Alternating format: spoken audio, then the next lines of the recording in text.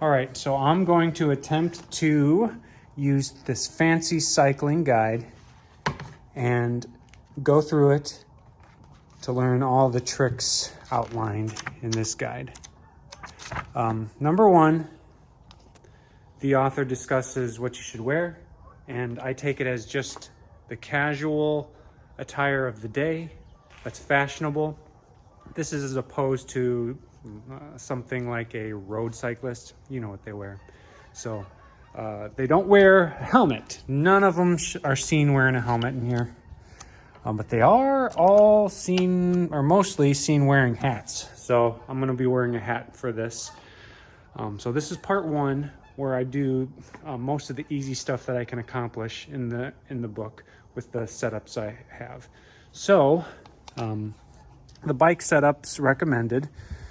Number one, I'm going to use mostly this. This is Volume Thrasher. It's one of the most recent freestyle bikes that came out in 2023, and this is the one I'm going to use to accomplish these tricks.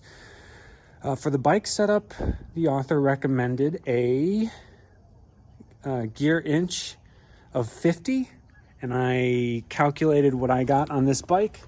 It is a 22-41 or a 41-22 ratio with a 42 millimeter tire. That puts me right at near the recommended 50 gear inches. So that's nearly perfect. I didn't really have to change anything. The bikes of that day had a couple funny things with them. Number one, they had in the rear, they had a peg on the left-hand side. It's bizarre. That's just how they would mount the bike. Mounting the bike, they were used to the penny farthing, and so they would mount the bike on the side in a fashion I'll demonstrate. So I don't think I need a peg to demonstrate that technique. I could still stand here on my chainstay, but I might have to end up putting a peg on to do some of the tricks. The other thing they had on the bikes at that time was coasting pegs. So, for instance, let's take a close look here. That right there is called a coasting peg. Here's a picture of a little guy, and how do you use them? For a fixed gear, the pedals are always rotating. So if you're going down a hill, it's a pain in the ass to keep, rotating the pedals. So what they did is they put the coasting pegs on there to, put your feet up, take a break. Also notice they didn't have straps. I don't know, maybe you shouldn't have to have straps to be a fixie rider. I've been told, though, my tricks don't count because I don't have straps, but your OGs didn't have straps. So in order to make up for the fact I don't have those coasting pegs, on this one I put some grip tape. I also did order a pair of those abhorrent frame standers from the old school BMX era. I'll probably stick those on to see if there's any tricks I can do from the book with those. But for the most part, I think I can get away with some tricks by just putting my feet on that grip tape there. But like I said, I'm going to do most of my tricks on this bike. It's a Volume Thrasher. I'll probably also try to do some tricks on this bike. This is actually a more recent fixed gear freestyle bike. Came out in 24, I believe. This is the 26-inch Defender. So, all right, let me try doing some of the tricks. Okay, so the very first trick, quote-unquote trick described in here, is an alternate mounting technique. It's called a near side mount. And what she's describing here is a more ladylike way to mount than that standard stand on the mounting peg. So place left foot on the left pedal, lead upon the handlebar, and rise into the saddle whilst passing the right foot over the frame of the machine to catch the rising right pedal. I'll give it a shot. I think it's that.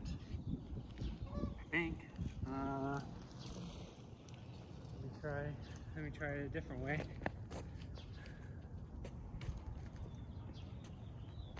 Maybe I put it like this.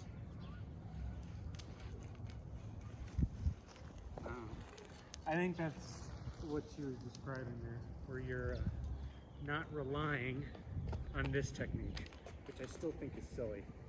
This mounting peg technique to get on. It's just, why would you do it that way? So the first technique described is actually, the first trick described is actually kind of throwing shade at that mounting peg technique. And I agree, that mounting peg technique to get on these bikes doesn't make sense. I like the fact the peg's there, but that technique is silly. So her first trick is talking about, okay, here's a different way to mount the bike. Because it probably bugged her. It bugs me. Why would you mount the bike like this?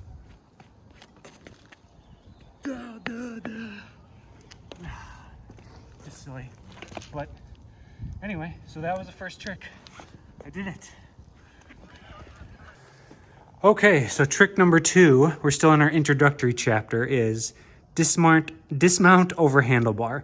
When the speed has been reduced, rise on the left pedal when it is at its lowest point and bring the right leg over the handlebar to the ground. What's described here, I'm going to ejection seat myself over the bars. Is that the way they used to get off the bikes? Not probably, but it's a funny way to get off, so let me try it.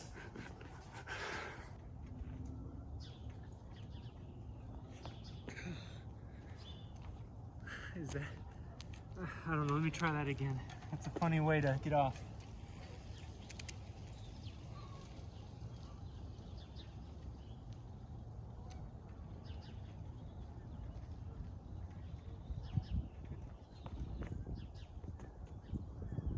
A lady.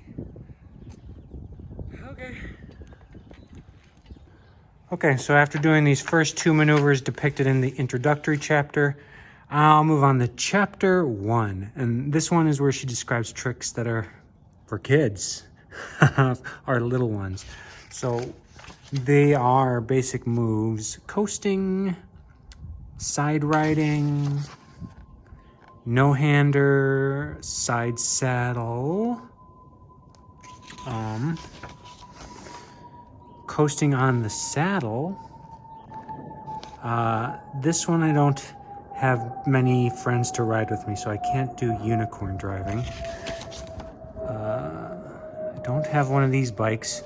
Of course, the stationary balance, I can do that. So let me just discuss a couple of these here. Number 1, riding side saddle. So for sure, this kind of side saddle riding she's describing here, these bikes are fixed gears. So there's no way you can do this maneuver if it's not a fixed gear. So to effect this, stand on the left side of the machine, holding the handles in the usual manner. Place the left foot on the left pedal, tilting the bicycle slightly to the right to insist in maintaining equilibrium. Gently push with the right foot. Rise quietly into the saddle. On rising, left pedal, keep both body and feet on the left side and the pedal with the left foot. This little lady has reversed the procedure already described, being a matter entirely at the rider's discretion. For in this, as is nearly every other trick, a mount can be made on either side of the machine, although the left side is generally more used for this purpose. It's not clear from photographs. Are they using a fixed gear? I'll say that first of all. From reading the book, they're using fixed gears here. And from the history of the time, these are fixed gears. So some of the evidence was in that sentence there, the rising left pedal. So that means it's a fixed gear. The pedals are forcing you up. Also, you wouldn't be able to ride very far side saddle if you don't have a fixed gear. You can't keep pedaling. It's kind of clunky to do that. So that is evidence they are riding fixed gears here, in case that got called into question.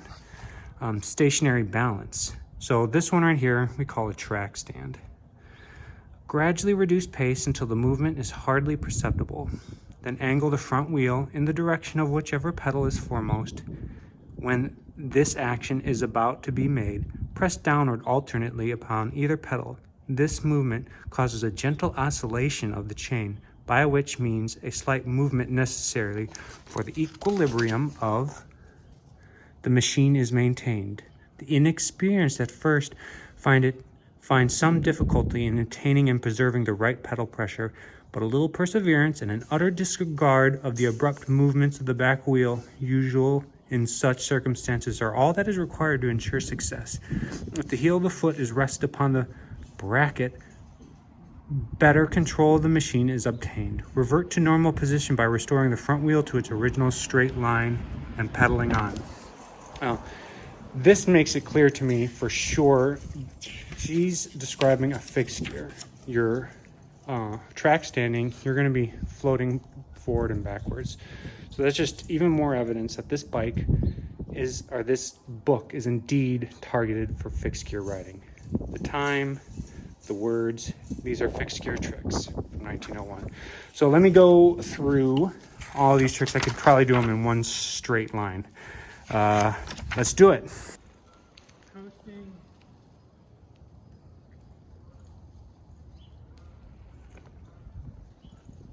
Side riding.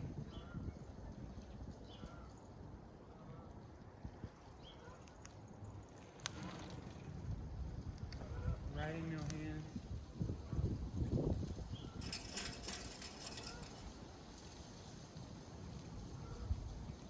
I think the next one was riding side saddle.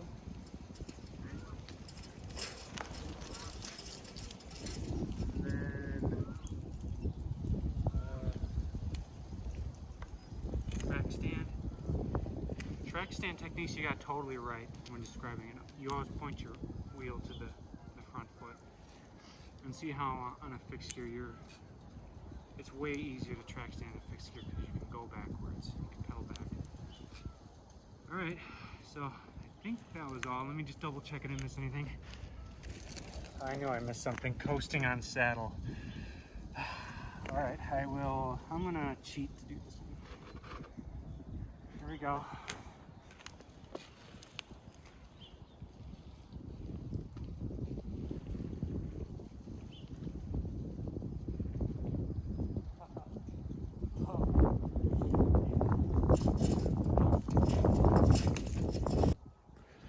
Okay, so that was the tricks depicted in photographs of fancy cycling in the introductory chapter and the chapter 1 tricks for kids.